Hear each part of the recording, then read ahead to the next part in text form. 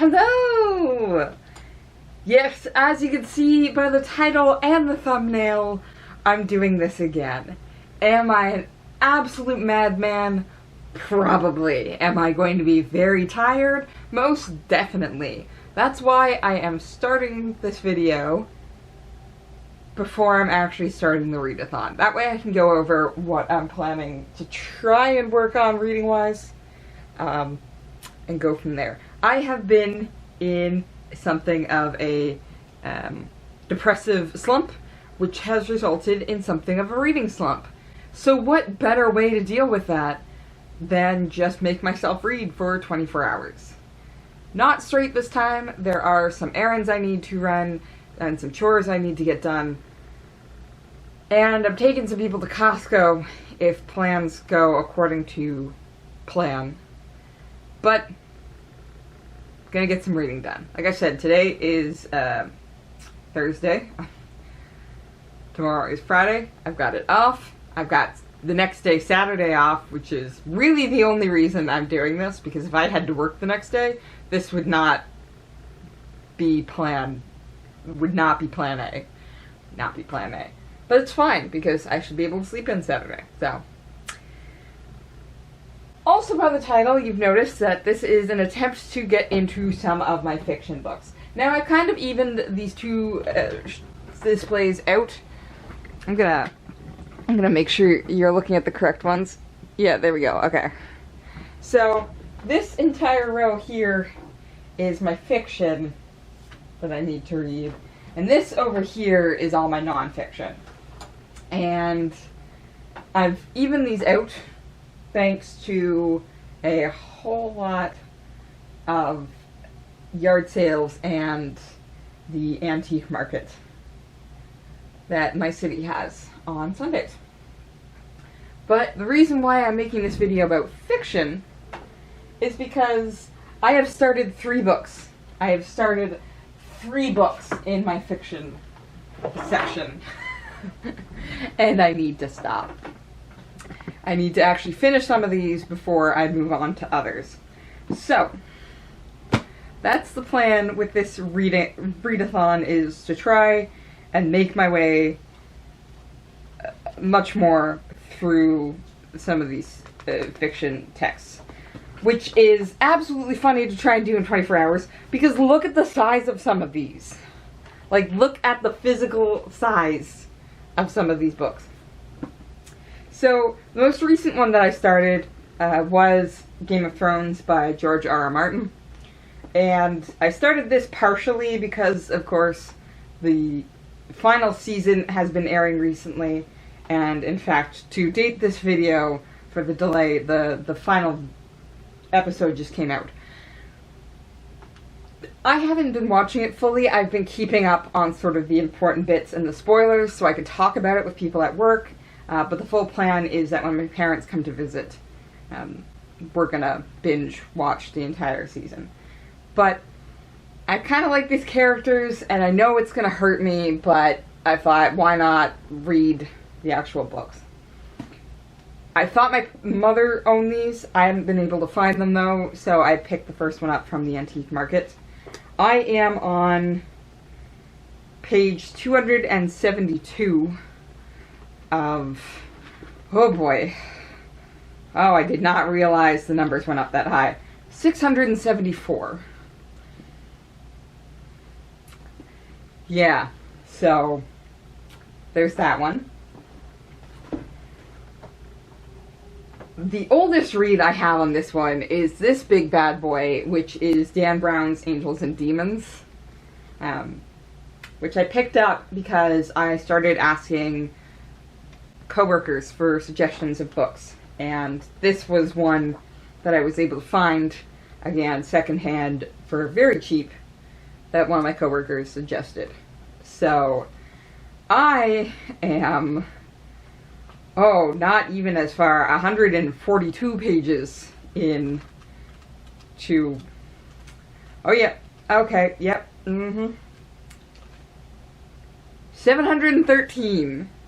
Why am I doing this to myself? Why did I ever think 24-hour fiction reading was a good plan?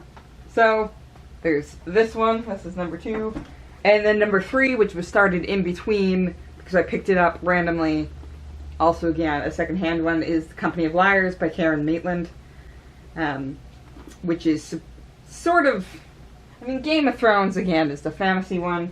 Angels and Demons is conspiracy theory adventure, figures out all the clues type thing. But The Company of Liars seems to be a more medieval style, like Canterbury Tales. Basically, it's a bunch of people end up together and something weird goes wrong. And so just this group of people ends up trying to deal with the fact that they quite possibly have killed somebody, as close as I could tell. So we're going to see how that goes. And here I am only on page 25 out of 453.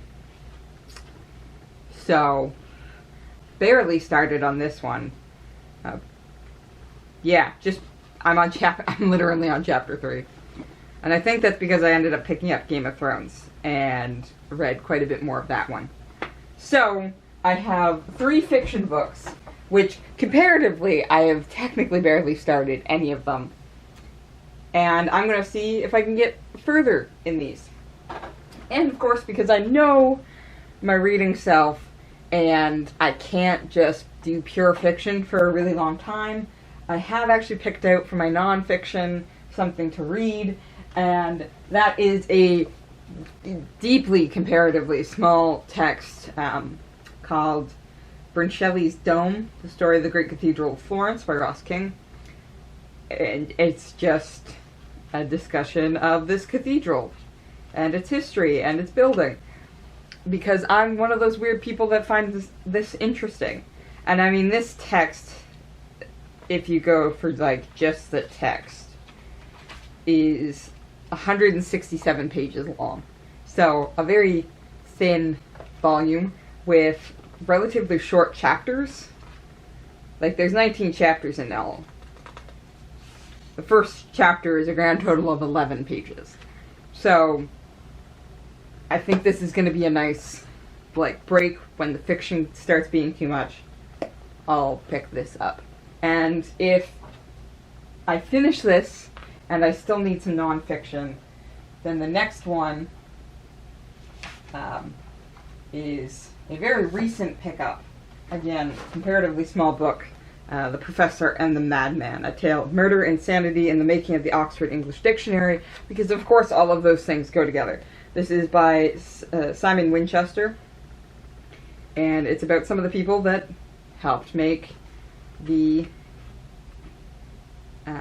Oxford English Dictionary.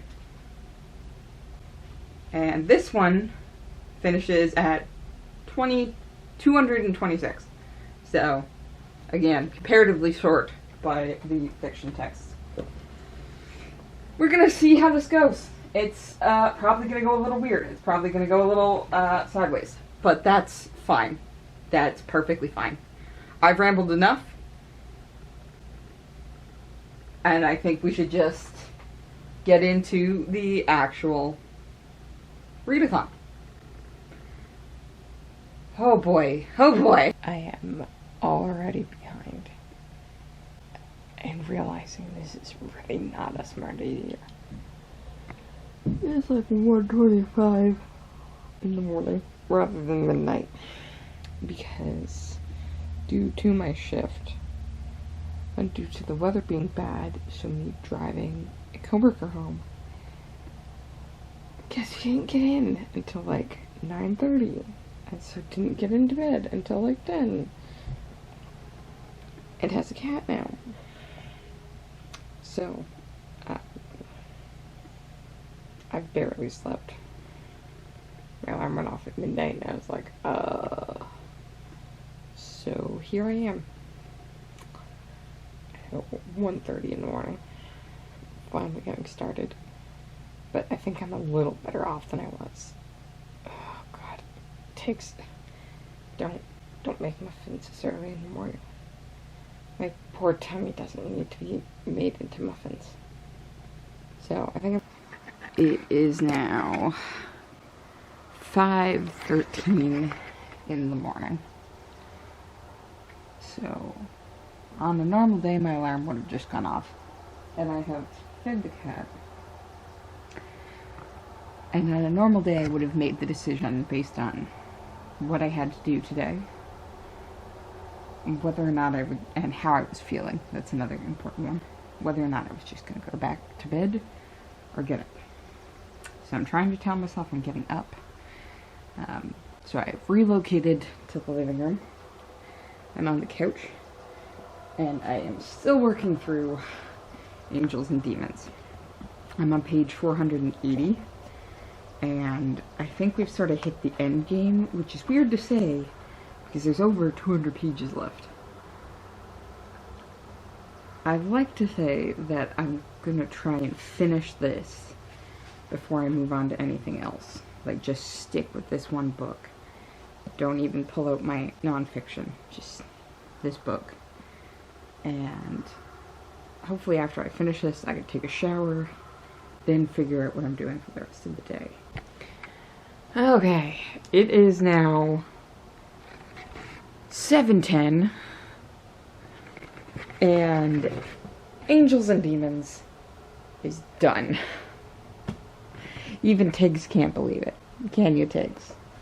She has no idea what's happening and why I'm insisting on being up. So, considering I was 144 pages into this, and ultimately it came to 710, I had 566 pages into my 24 hours of fiction. That is going to be 23 hours because that first one I needed the sleep. Oh, I am definitely starting to feel it right now. But we're going to open the curtains, we're going to take a shower, we're going to have ourselves some breakfast, and we're going to be good. Everything's going to be good. Oh, opening the curtains was fantastic. It is a bright, clear, sunny day out.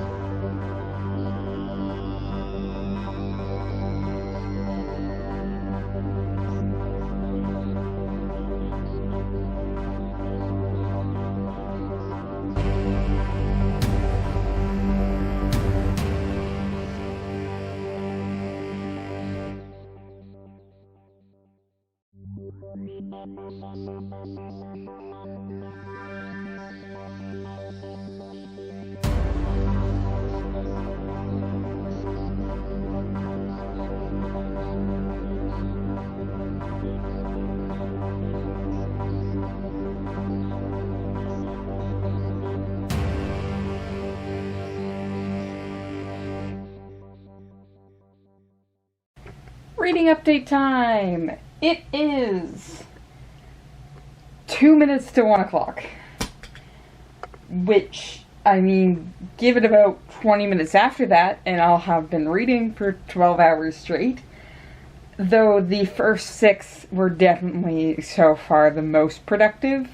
But that's because it was the middle of the darn night, and I've just sat there reading Angels and Demons. Just straight through. I think I paused once to feed the kitty and thus also move out to the living room. Like, I didn't do anything but read at that point. So, after that, I've done several things. So, reading slowed down a little bit. I mentioned, of course, that I'm 50 pages into Brunella Cheese Dome. Oh, it's Italian. It's Italian. I'm never going to be able to pronounce it correctly. And I have now added 102 pages from The Company of Liars, having started on page 24, having finished 2 chapters. I'm now on to chapter 10 and page 125. Sorry, 123 is where I was finished. Yeah, that's how I got to the 200 mark. Started on 124. So, that puts me currently at 718 pages, which is pretty darn amazing for the fact that I got a grand total of at most 3 hours of sleep last night. I have also now completed the laundry. I have had lunch. There's another chore that I did. What was the other chore that I did? Takes. She's napping. I'm not going to bother her. Like, there's other things I've been working on. Got the vlog uploaded. That's a big one. So, I have made arrangements with my friend. We are going to go to Costco. I need to leave soon, so I'm going to change into a new outfit because these shorts are a little too short for me to be comfortable out in public. It's warm enough today. I'll probably put a skirt on. And then I'm going to go pick her up and do Costco. I'm going to drop her off. And then I might need to swing by some other stores, but that's fine. And then it will be on to more reading. But I think 718 pages so far is good. I deserve a Costco trip. I also need a Costco trip for several things, but that's...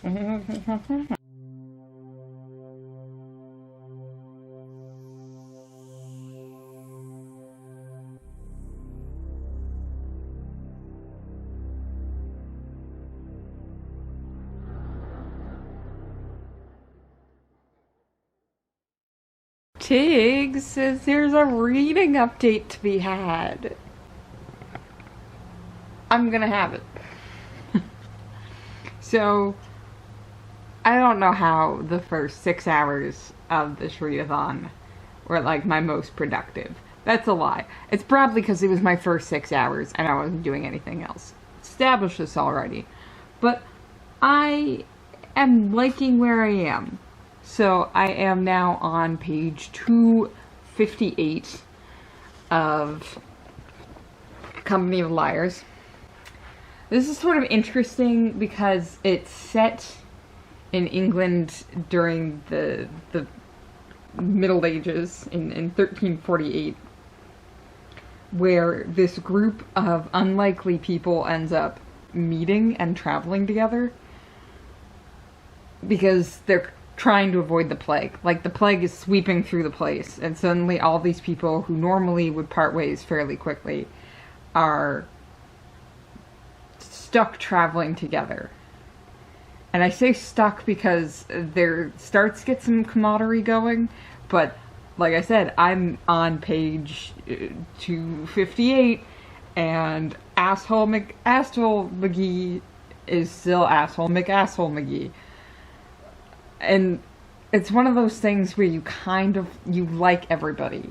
You might not like some of the quirks, and you might have a problem with Asshole McGee, but it's this fascinating story because they all bring something to the table. And it's called The Company of Liars because the back tells you that there are 9 desperate strangers brought together by chance. They attempt to flee the certain death that is rolling inexorably towards them. That's the plague. Each traveler has a hidden gift, a dark secret, and a story to tell. And it's a question of, like, yeah, blurb at the top. 9 travelers, 9 secrets, one by one, their stories unfold. Who is the liar? All of them are, because the stories they have to tell are these mystical stories that don't fit in with what we're being told is happening. Like, our characters are precisely con men.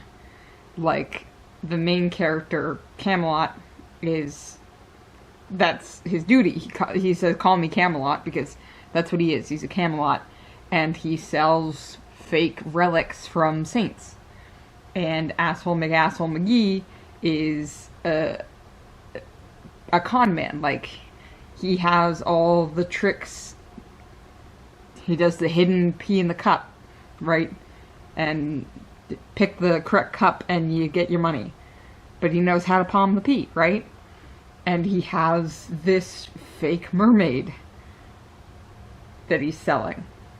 But there's also musicians who don't have a court anymore, and they're trying to find things. And the young musician apprentice is gay and hasn't been accepted, and doesn't accept himself, and doesn't have a passion for craft anymore because he's so afraid of feeling emotions that something's going to go wrong. And yeah, things go wrong. There's a couple here, and the woman's pregnant, and the man keeps saying odd things, because they meet people who are crippled. Like, they've got somebody traveling with them who was born with one arm, and then one that's apparently grown into a swan wing. And so this husband with his wife keeps hinting that somehow he's sure that the baby isn't going to be quote-unquote normal, right? So it really is this weird tale of these people traveling together that have these strange tales that must hint at the truth in some way, but never tell it to you fully. And you're, like, deeply aware of it.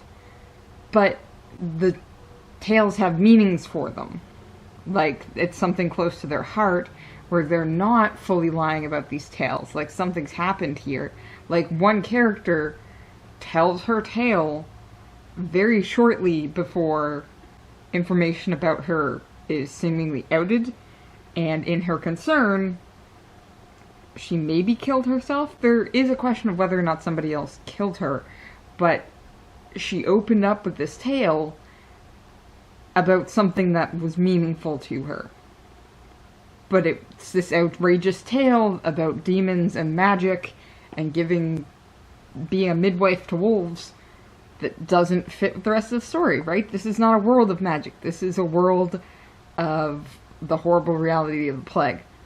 So, I mean, I'm finding it absolutely fascinating. I have no idea where it's going, because there's just this one girl who seemingly reads ruins, who seems to be predicting everything that's going to happen, and is like, she's just outed the poor apprentice, like, fully to everybody, and asshole McGee, who you started to like prior in the scene, again, you don't like anymore. And you're kind of like, where is this gonna go?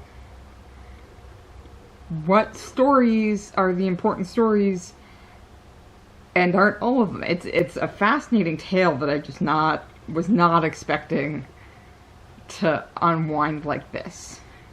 It really is, again, the Canterbury Tales, but it's not, hey, let's all play storyteller for a bit to pass the time. It's, tell us something important to you, and then they tell these tales, and you're kind of like, what can I glean from this? It's absolutely fascinating. I am loving it. I just wish I wasn't so tired. To the end game now. It is just past 9 o'clock in the evening. 9:14 to be specific. So, less than 3 hours left to go. I am now at 101 pages in bring up Shelley's Dome. So, about a third of this book left. And I am on to 329 of The Company of Liars. Oh boy. The mystery of the first half of this novel gets you, and then the author just wants to unsettle you from there. And it's not like super bad unsettling. It's not like a mystery thriller set in modern day where you're suddenly deeply uncomfortable about, like, being in your apartment or walking down the street. Like, you're well aware that this is a very different setting, and you're still kind of jumpy.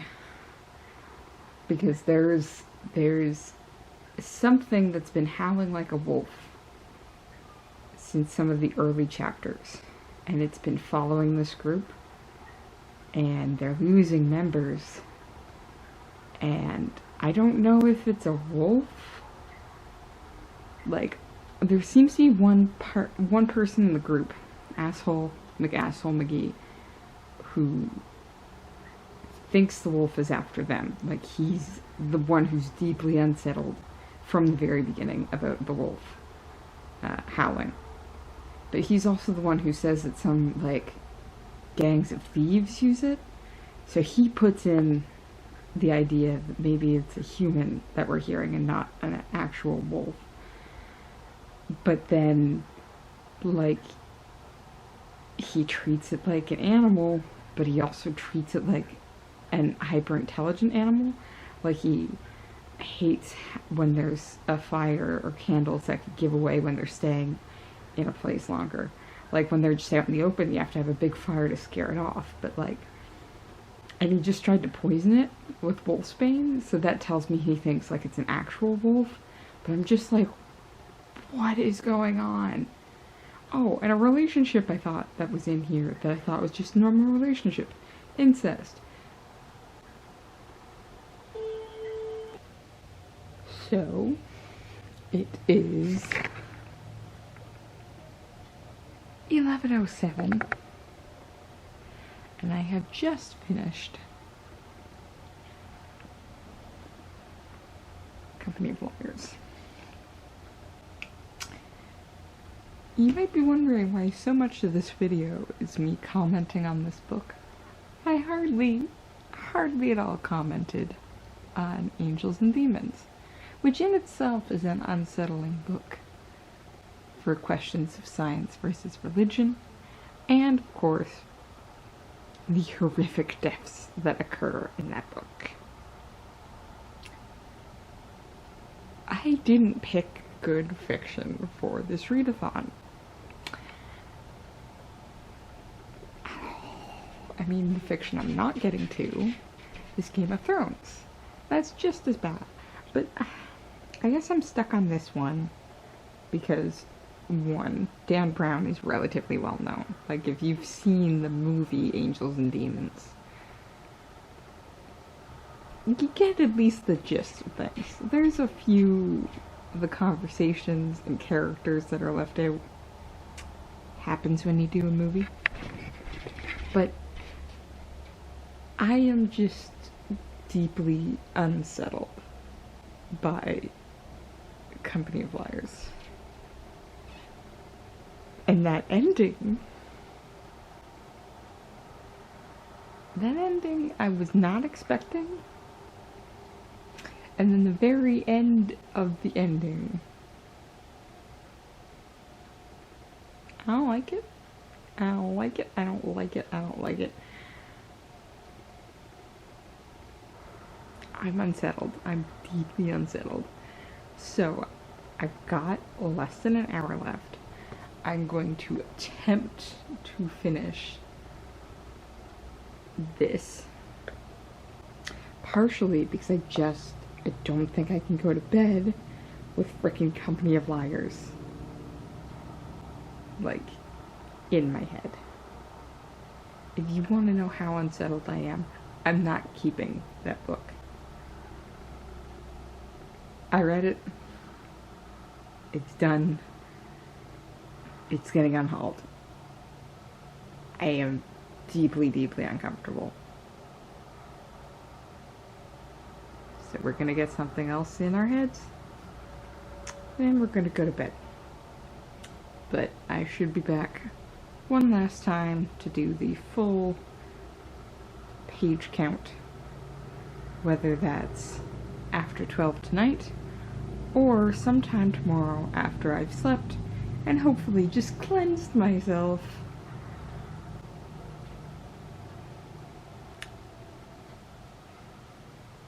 But I'll be back. I'll be back, and we'll wrap this up.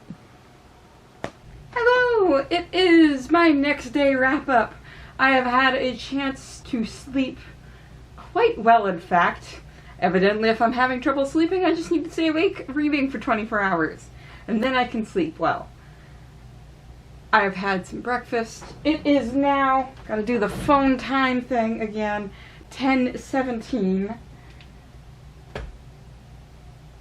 Let's go over what I achieved in these 24-hour readathon. My 24 hours of fiction, focusing on some fiction books that I have started. There were 3 of them, and weren't getting much of anywhere with.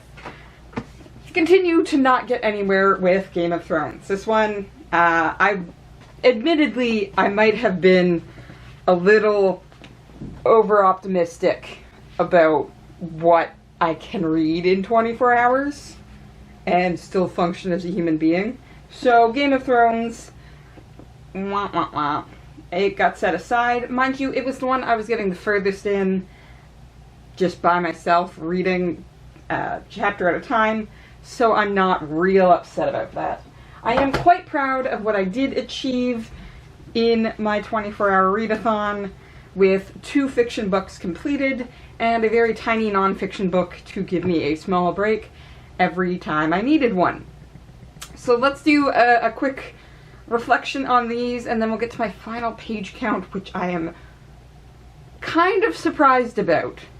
It's over 1,000, guys. It is over 1,000. Angie here.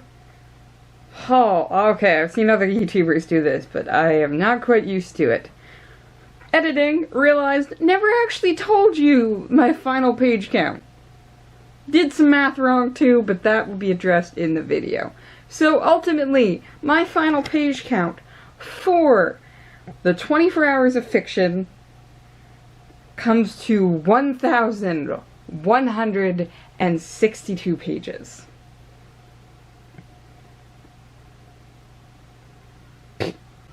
So, I started with Dan Brown's Angels and Demons first thing in the morning, and by first thing in the morning, this was actually sort of a 23-hour readathon. I did sleep an hour late, but that's okay. I needed that, and I mean, once I got started, I just read through. Within 6 hours, I finished this book, which is very impressive because that's nearly, if you look at this, this was 566 pages that I had read, because I had, again, started it, and from there, yeah, I was on 142, page 142, so 566 pages within the first 6 hours is about just a little less than half of my page count, if I'm right, like, barely less than half my page count. Those first 6 hours where I just got wrapped up in this book and went for it was fantastic. This book was recommended to me by one of my coworkers, and when I mentioned to another coworker that I was reading it, she was like, yes, yes, that's good. So Dan Brown, pretty well-known mystery author in the mystery sense of like those grand conspiracies. This is a conspiracy about the Illuminati trying to blow up the Vatican with antimatter and kill a couple cardinals while doing it. So there is, of course, some violence depicted that is something that was pretty viscerally depicted at points, and different enough from the books, the movie, I would say that if you've seen the movie, go ahead and read this. The movie chopped out a lot of important conversations, a lot of interesting characters, which ultimately changes sort of the ending in some interesting ways. So, I just ate through Angels and Demons. Apparently this is one that I just needed to sit down and go for it. Reading it chapter at a time was simply not working for me. Next up, Company of Liars. I have talked more than enough about this one in this entire video. I'm glad I finished it, but this book is probably going to disappear from my collection. I was just left really unsettled and not happy with it. I'm glad I read it, but it's this medieval book where a group of eventually 9 travelers get together and they all have stories to tell, but they're all lying deeply about something important to them. And the book just ends with no one having changed, most of these people dead, possibly all of them. The ending's actually surprisingly ambiguous. And there's no understanding of nuance within that death narrative. The person who ultimately is believed to be responsible doesn't perceive a difference in lying for one's safety's sake versus lying to be malicious. And in fact, practically everyone here is lying for their own safety because they know that they would be judged for who they are. For example, there is a gay character in here who doesn't talk about it because it's medieval England. And so the person ultimately gets outed and then gets mauled by dogs. And the end message from the person perpetrating all of this is that person lied, so he deserved it. You're not supposed to agree with the person perpetrating everything, but the fact is, by the time you hit the end, they have ultimately won. Like, the ending is this weird, ambiguous one where you think this person's been defeated, and then they show up again. And you're just like, well, what message is that sending? Even if you lie to protect yourself, you're wrong and you will pay for that? Like, The mystery was very engulfing. For a lot of time, you are on edge as the characters are because you have no idea what's happening. And then the end sort of just throws it all out the window. I was talking about this entire time how there wasn't magic in this world. Apparently there seems to be some. I don't know. I mean, if you're interested in it, go for it. Just be aware there is going to be a lot of anti-Semitism you have to deal with. External and internal homophobia that you have to deal with. Like I said before, there's incest involved. Just be ready to be uncomfortable and be aware of that if you go for this book. I don't think I'm ever going to reread it, and like I said, it's gonna boop. Might explain why I only got to page 24 before I stopped. And finishing up ultimately got me to 453. So, can I do math on camera?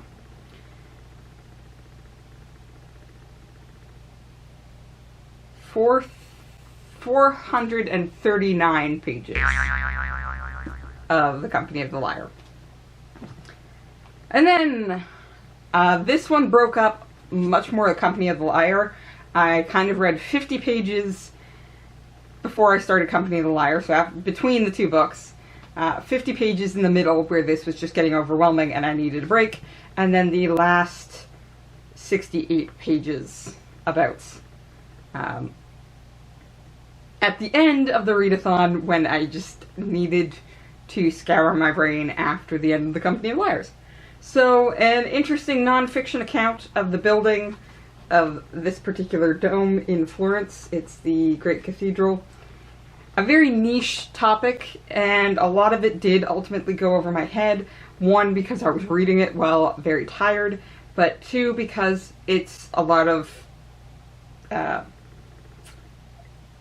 well, it's a lot of terms I don't understand, right? It's a lot of architecture terms, it's a lot of building, and it's a lot of inventing that ultimately, while fascinating to me, is not my area of expertise. So a very interesting read, especially to break up ultimately what I ended up reading. Very interesting. I kind of didn't do this on purpose, but I ended up aligning my books this 24 hours really well, because you've got the question of religion versus morality, religion versus science, and morality, religion versus morality, medieval times, things happening, like a very fascinating, surprising connection between all of them that just, by the end of it, I'm glad I did it. 24 hours, yet again, a success. It helps when I'm the only person in the apartment so I can move around and eat things as necessary. Though I don't think I consumed nearly as many freezies this time around as last time. I only had one. And a McFlurry at like 2 in the morning because why not? Okay, so I've now got to edit all of this down. Oh, that's gonna be fun. But that is my 24-hour readathon, focusing on fiction. Will I do this again? Probably not for quite a bit. Like, quite a bit. We're about to jump into higher season, and then I have school. So I think I picked the right time to just get some reading done, get some books that I had started finished. And now I will just continue reading at my normal pace, because that's okay. I'm going to keep reading as I finish a lot of these book-related videos with. And I hope you do too. See you next time.